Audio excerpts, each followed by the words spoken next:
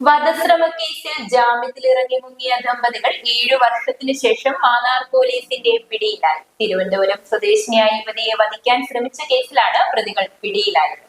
മാന്നാർ ചെന്നിത്തല തൃപ്പരുംതുറ നന്ദു ഭവനത്തിൽ പ്രവീൺ, ഭാര്യ മഞ്ജു എന്നിവരെയാണ് മാന്നാർ പോലീസ് അറസ്റ്റ് ചെയ്തത്.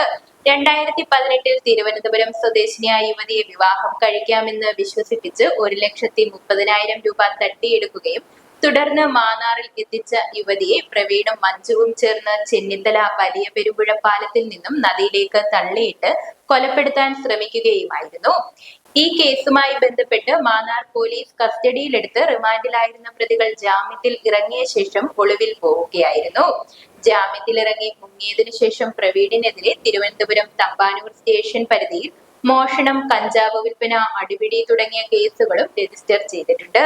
വിചാരണ കാലയളവിൽ കോടതിയിൽ ഹാജരാകാതിരുന്ന പ്രതികൾക്കെതിരെ കോടതി LP വാറന്റ് പുറപ്പെടുവിച്ചു. ഇതിനെ തുടർന്ന് ചെങ്ങന്നൂർ ഡിവൈഎസ്പി ബിനുകുമാർ MKയുടെ നേതൃത്വത്തിലുള്ള പ്രത്യേക അന്വേഷണ സംഘവും മാന്നാർ പോലീസും ചേർന്ന് നടത്തിയ അന്വേഷണത്തിൽ പ്രവീണിനെ ചെങ്ങന്നൂരിൽ നിന്നും മഞ്ജുവിനെ റാന്നിയിൽ നിന്നും പിടികൂടുകയായിരുന്നു. പ്രതികളെ കോടതിയിൽ ഹാജരാക്കിയ ശേഷം റിമാൻഡ് ചെയ്തു. News bureau, Mannar.